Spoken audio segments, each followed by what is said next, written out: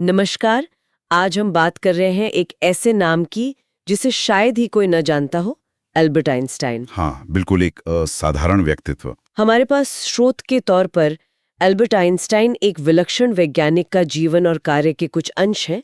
तो चलिए इस महान वैज्ञानिक की दुनिया में थोड़ा गहराई से उतरते हैं। जरूर। तो स्रोत की शुरुआत में ही एक थोड़ी चौंकाने वाली बात है। आइंस्टाइन का जन्म जर्मनी में हुआ, ये तो पता है, लेकिन बचपन में उन्हें बोलने में थोड़ी दिक्कत थी। हाँ, ये बात आती है सामने। और दिलचस्प ये भी कि स्कूल का जो पारंपरिक तरीका होता है ना, उन्हें बिल्कुल रास नहीं आया, मतलब बंधा बंधाया सिस्टम। अच्छा, तो शायद इसी वजह से वो लीक से हट पर सोच पाए। हो सकता है, बिल्कुल हो सकता है। देखिए, उन्होंने ज्यूरिक के ईटीएच से, जो कि एक बहुत प्रतिष्ठित संस्थान है, वहां से भौतिकी और गणित की पढ़ाई की। लेकिन ऐसा नहीं था कि डिग्री मिलते ही सब आसान हो गया। शुरुआत में अच्छी नौकरी के लिए काफी संघर्ष करना पड़ा। सच में? मतलब आइंस्टाइन को भी? हाँ, यहाँ तक कि पेटेंट ऑफिस में क्लर्क की नौकरी भी की उन्होंने कुछ समय। ओह, लेकिन फिर आता है 1905। इसे उनका चमत्कारी वर्ष या एनस मिराबिलिस कहते हैं, है ना? हाँ, बिल्कुल सही। 1905 कमाल का साल था। एक ही साल में सोचिए 4 ऐसे शोध पत्र छापे जिन्होंने भौतिकी की दुनिया में हलचल मचा दी। 4? कौन कौन से थे वो? एक तो वो प्रकाश विद्युत प्रभाव वाला था। हाँ, प्रकाश विद्युत प्रभाव, फोटो इलेक्ट्रिक इफेक्ट था, जिसके लिए काफी बाद में 1921 में उन्हें नोबेल पुरस्कार मिला। अच्छा, नोबेल इसके लिए मिला? जी, इसी पेपर ने समझाया कि प्रकाश जो है वो तरंगों के साथ साथ कणों यानी फोटॉन की तरह भी व्यवहार करता है। क्वांटम थ्योरी की नींव पड़ी इससे। उसी साल उन्होंने ब्राउनियन गति पर पेपर लिखा, जिससे अणुओं के अस्तित्व का पुख्ता सबूत मिला। फिर आया विशेष सापेक्षता सिद्धांत, स्पेशल रिलेटिविटी। स्पेस और टाइम वाला? हाँ, जिसने स्पेस और टाइम को अलग अलग नहीं बल्कि एक साथ स्पेस टाइम के रूप में देखने का नजरिया दिया। और चौथा, शायद सबसे ज्यादा मशहूर, E=mc²। बिल्कुल, E=mc², जिसने बताया कि द्रव्यमान और ऊर्जा असल में एक ही चीज के दो रूप हैं। ये उस समय कितना क्रांतिकारी रहा होगा। बहुत ज्यादा। इसने दिखाया कि बहुत थोड़े से द्रव्यमान में भी कितनी जबरदस्त, कितनी अपार ऊर्जा छिपी हो सकती है। इसी ने आगे चलकर परमाणु ऊर्जा और दुर्भाग्य से परमाणु बम का रास्ता खोला। ये तो 1905 की बात हुई। फिर 1915 में आया सामान्य सापेक्षता सिद्धांत, जनरल रिलेटिविटी। हाँ, 10 साल बाद। और ये तो ये और भी बड़ा कदम था। इसने गुरुत्वाकर्षण को समझने का पूरा तरीका ही बदल दिया। कैसे? मतलब न्यूटन के लॉ से कैसे अलग था ये?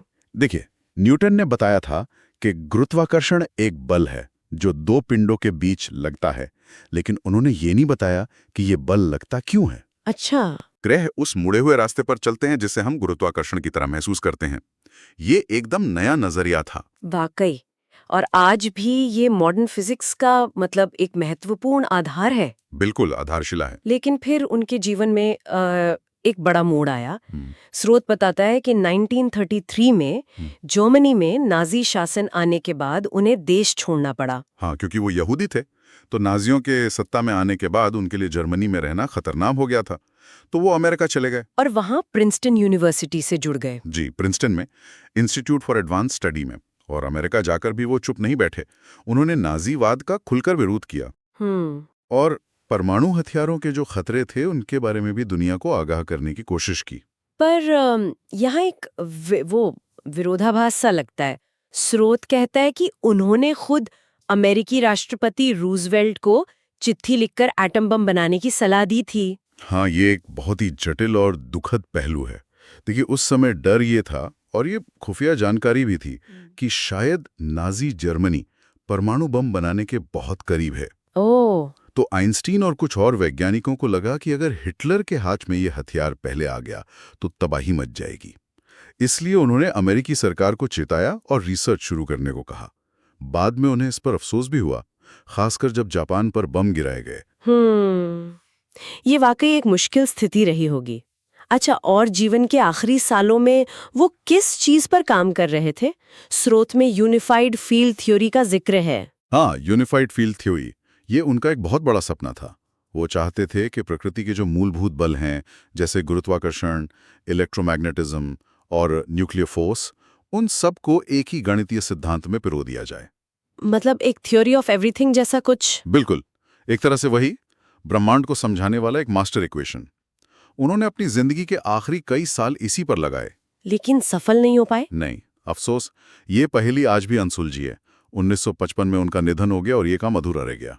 तो कुल मिलाकर देखें तो आइंस्टाइन सिर्फ एक वैज्ञानिक नहीं थे जिन्होंने E=mc² दिया या सापेक्षता का सिद्धांत दिया। नहीं, बिल्कुल नहीं। वो उससे कहीं ज्यादा थे।